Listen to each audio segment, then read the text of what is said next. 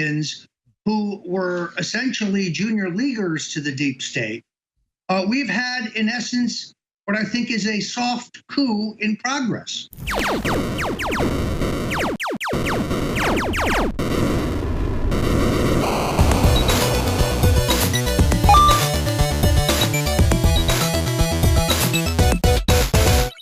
I catch myself saying this on air more often. I've been on air 22 years, and previously, maybe every 2 or 3 years, I would say this is the most important broadcast I've ever done. Because as time goes on, bigger and bigger events happen. The acceleration of technology, the compacting of time as we move towards the singularity, things are getting more intense. There isn't a historian, there isn't an analyst, there isn't a futurist out there that disagrees with that fact. Knowledge is increasing. Populations are increasing. Crises are intensifying. But I've never gotten on air with something as big as this. When you look at the constellation of facts, we have world leaders like Al Gore and Brennan, formerly of the CIA, the director, and others, Clapper, on the same program together last week with Wolf Blitzer talking about removing the president. And Blitzer says, you mean impeachment? They go, no, we're going to just remove him. It's about to happen the next few months, and everybody needs to get behind it so there's not a civil war. While they call for the civil war and violence everywhere.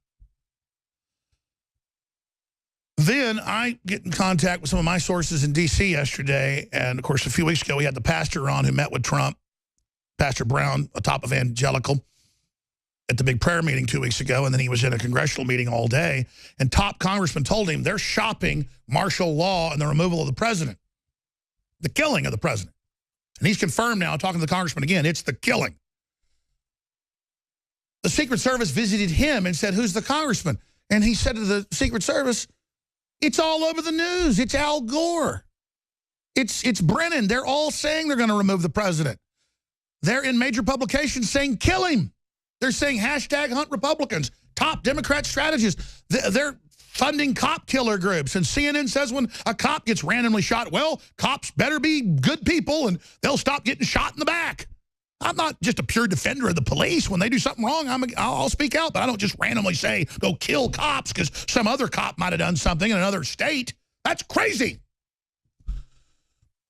So they're trying to bring this country into anarchy so they can turn us into another Venezuela or North Korea. And Roger Stone, I talked to Roger Stone last night. He contacted me via text. I contacted him back. And he said, this is 7 Days in May, which, of course, is a famous 1960s film with Kirk Douglas and Burt Lancaster. It's excellent, dealing with generals in an attempted coup. And we see the Democrats, Limbaugh talked about it last week, are shopping to generals a coup against Trump. So I talked to him at length. And since this morning, we've been mulling what we can get into here on air. Because I have my sources in the Pentagon, my sources in Congress, my sources in the judiciary, my sources in Army Special Operations, all telling me the same thing. Then I talk to him, and he's telling me even more important information that is congruent with this from very high-level sources. And, you know, a lot of times we sit on info and never release it because we don't want to give up sources. But at a certain point when the president's being isolated ahead of a coup and being treated like he's a child, it's treasonous. Now, no sooner had I hung the phone up last night that one of the things we discussed popped up on Politico.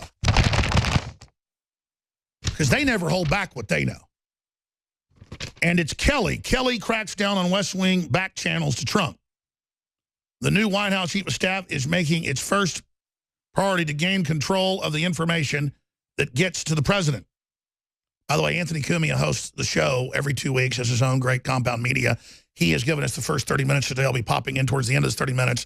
But he was happy to give us his time because it's the only time we can get Roger on. So I appreciate Anthony Cumia riding shotgun with us and the great work he does. So he'll be popping in. We'll go a little bit longer than 30 minutes if we need to. But that's the facts here. And then Kelly's reportedly quoted saying, yeah, you know, Trump believes whatever he's first given, like he thought he was being wiretapped by Obama, which he never was. They were all over the newspapers saying they were wiretapping him. They were on CNN saying they were doing it. Then when Trump said that's illegal, they went, we never said that. So they quote things that Trump's doing that Trump's supposedly wrong about that are admittedly true. Then they've got McMaster firing people that say globalism is allied with Islam to flood our borders when the UN admits that. So Trump is the real deal, but he's drawing from the swamp to drain the swamp, kind of like Treasure Island. You go out to get a ship to take you to find treasure. The problem is the pirates know before you what you're doing. They are the folks showing up to help you crew the ship. So it's Treasure Island. You got a few people in the White House that are good guys. Everybody else is led by Long John Silver. Now, who is the Long John Silver now that Priebus and now that others are gone? We're going to talk about that with Roger Stone and see how much he'll tell you. We're skipping this break coming up because there may not even be a show soon, folks. They have this coup of Trump. They're coming after everybody else. And at that point, we have no choice but to defend the Republic because they're not going to give us quarter. They want to extinguish the Republic forever. Roger Stone, thank you for joining us. The most important transmission ever so far. I'm sure they'll just get more intense in the weeks and days to come, but we are on the razor's edge. Please break it down. Well, Alex, like you, I had a sleepless night. As you know, Donald Trump ran for president as a non-interventionist. When his generals, Mattis, Kelly, and McMaster's recommended 150,000 ground troops for Syria on the tail end of what many believe was a false flag use of chemical weapons in Syria, allegedly by Assad, pardon me. And what I think has happened here in the effort to oust Priebus and Spicer and the establishment Republicans who were essentially junior leaguers to the deep state, we've had, in essence, what I think is a soft coup in progress.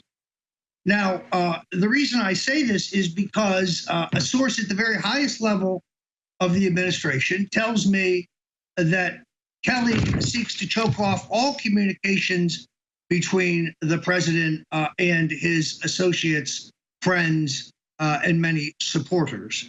That secondarily, that the generals, Kelly, McMaster, and Mattis, have agreed that no two of them will be out of town at the same time. In other words, like the president needs to be babysat. And quite incredibly, that any military order given by the president must have the unanimous notification and approval of the three generals. That borders on the treasonous. At a minimum, it is the usurpation of civilian control of government that was vested in Donald Trump. Donald Trump does not need to be babysat. He is not incontinent.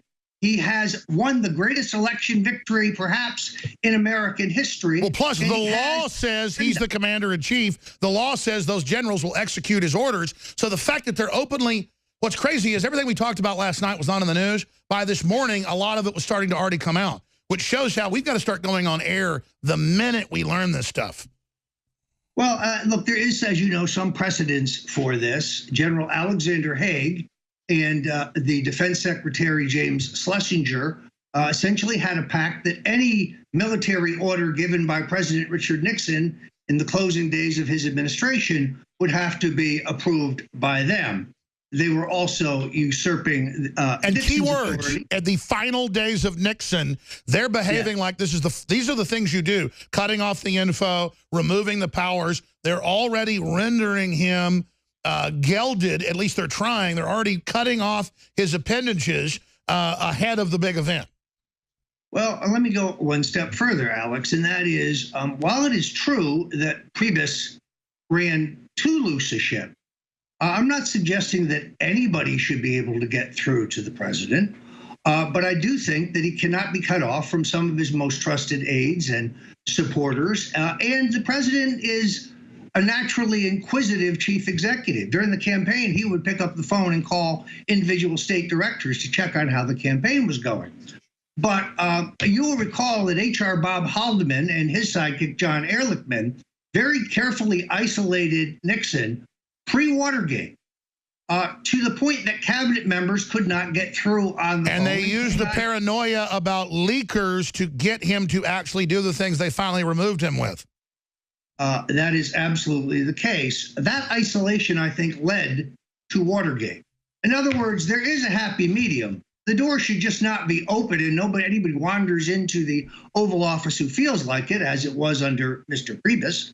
But on the other hand, the generals seek to totally control information. Well, Roger, I think obviously somebody needs to know this. I don't know how much we can say, but let's stop me if you need to. But the president calls people, has hour-long conversations with them, says send the data here, and then the data via email, via phone, is literally misdirected somewhere else. And then you confirm, someone confirms to the president that this is indeed his number that he's gotten, but that they have used the NSA to hijack it.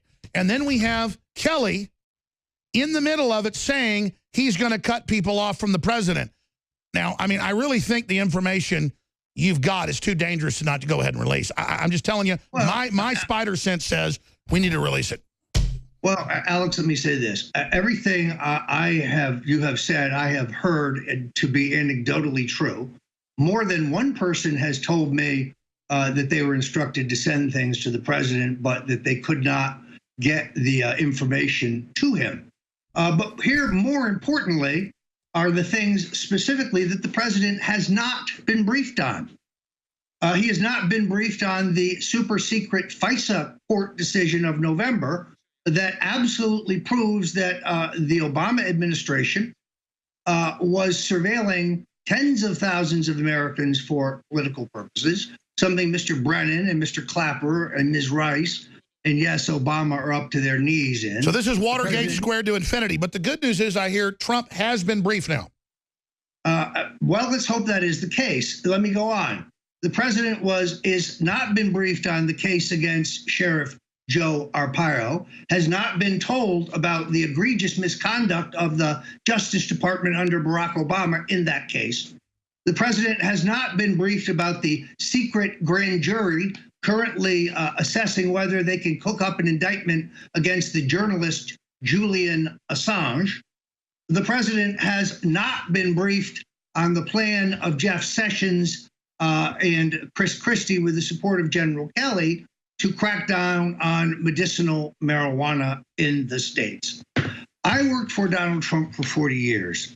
I know that hell is to be paid when he is not told the necessary information, or when information you give him is incomplete. He likes to know everything before he makes decisions. As I've said many times on this show, my experience is when he has all the information, he almost always makes the right decision. Well, let me stop you, Roger. That's my next point. You read the Political article and others. They say they're getting this from Kelly. This is basically a leak where the president believes whatever he's given, which is not true, and so he's got to restrict it as a gatekeeper. They're openly acting like the president's addled. And again, they give the example, the president believed the news he was given from Breitbart, that's in a direct attack on Bannon, that Obama was spying on his campaign. Obama's people went on TV during the campaign and said it. They said it when he was president-elect. They said it 22 times in the New York Times in the month of January. We've shown the actual newspapers. And they just said they have communiques of Sessions talking to Russians last week. So they're saying he's crazy because he believed Breitbart. He's now the president. He knows he was spied on. He knows what the FBI was doing. He knows all this. So again, they're playing these games. What is Kelly doing? Or is this, or are they lying? Because we have the intel this is going on, these cutting folks off. But Politico, again, has him criticizing the president. I guess the president isn't seeing this, and that's why they don't want him having access to the internet. All he's got, Sean Hannity now, let's just say it, a few people he talks to on the phone, like you occasionally, and Sean Hannity, who he religiously watches. That's why Sean Hannity, after Trump, is one of the most important people in America now, because he gets it, he understands it, and Trump watches him. So we've all got to lobby Hannity and Lou Dobbs to keep hammering the truth of the planned coup. Because again, we just sit here calmly with all these people on TV, Brennan, Gore, saying they're about to overthrow Trump, that they're shopping it to generals. We have the generals cutting Trump's access off. I mean, this is textbook preparation for coup. This is indeed a crude version of 7 Days in May. Alex, let me stress a couple things. That the FISA document not being revealed to the president is shielding the deep state. The last thing the generals want is to see the indictment of Brennan, Rogers, Rice, Rhodes, presumably Jarrett, and Obama et al. So they're covering for their deep state brethren. I believe now that Steve Bannon has assisted the generals in taking power and played, sadly, an instrumental role in the ousting of Anthony Scaramucci. I suspect the generals will find Steve's nationalist and non-interventionist views problematic. And my guess is that it's only a matter of time before the generals move on him, too. I was about to say, that's my next piece. Policy-wise, Bannon's done a good job with Trump, and Trump's done what he said he'd do. But is that Trump, or is that Bannon, or is that a mix? That's my question. Obviously, Trump's very proud that he's been delivering. It's Trump. He likes Bannon because he echoes his own common sense, Americana, populist, nationalist, free market views. But separately then, who is the Long John Silver? Who's the leader, or is it a group still vying? It appears to me it's McMaster, who is purging people who are anti-globalist, anti-open border to Islam. It appears more and more McMaster is some type of Soros bot. I mean, he appears to have the Soros stamp. Well, but Alex, the other thing I'd tell you is that General Kelly brought with him from Homeland Security a woman named Kristen Nielsen. Kristen Nielsen's role at Homeland Security was ensuring that no one who was loyal and worked for Donald Trump or his election was hired. She was a never Trumper to the bitter end. She's now going over as deputy White House chief of staff, where she will presumably play the same role. This is a Trump White House staff with no Trumpers. So what we see happening is they've got some mild flip-floppers like Priebus and Spicer playing both sides, weak people, but still articulate and decent in some ways. Then we get a Scaramucci, hardcore patriot. They magnify his few mistakes, spoof him, emails, calls where he's trying to really take action. Trump ejects him under pressure, and then we get real deep staters taking control. What was done to Scaramucci is really extraordinary, despite the fact that he took and passed as is mandatory 2 drug tests before going to work at the White House. The rumor was spread that he was a drug user. He's never used drugs in his life. They do that to me because I have energy. They say Trump's on drugs because he has energy.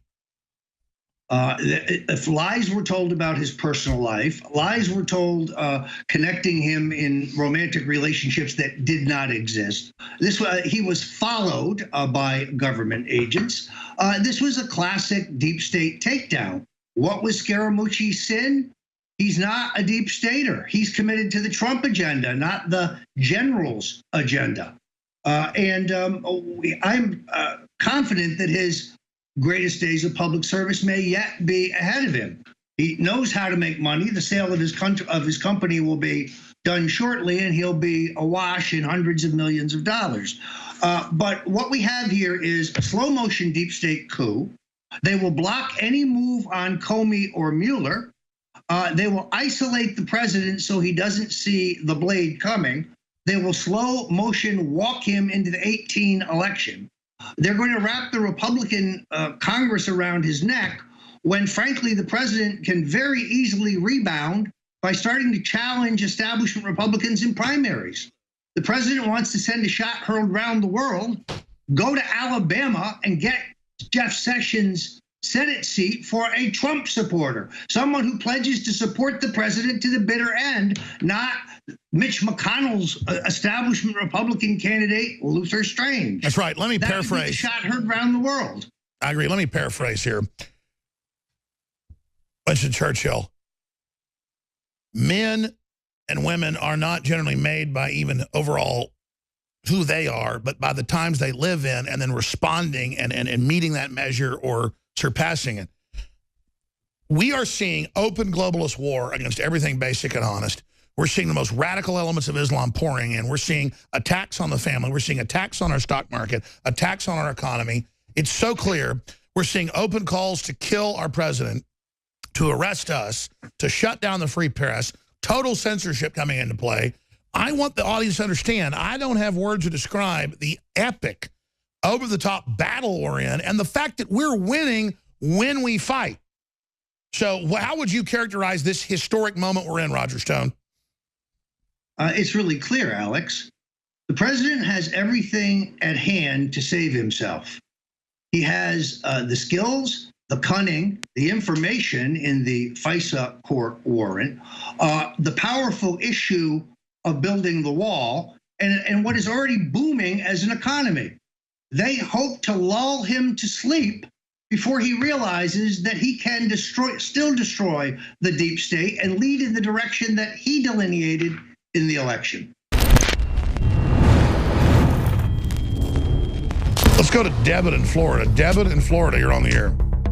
Great. Hey, thank you so much. Listen, I have bought your product, and I gotta say they're amazing. Anyone who's on the fence, buy it, because I've got Caveman, Superman Vitality, Secret 12, Vitamin Mineral Fusion. I've got the body armor. Wow, thank you. Wow. You're the type of listener that makes it all possible. Which nutraceutical does you like best? I really like the Vitamin Mineral Fusion, to be honest. That's amazing. Really incredible. I drank it in the morning, and I swear to you, I felt incredible. Like I haven't felt in weeks. My morning was fantastic, and I love you guys. I love the InfoWars crew, and I just want to, I want to take this opportunity to tell anybody out there who's on the fence, just buy it. You will love it. I'm telling you, I've never bought a bad product.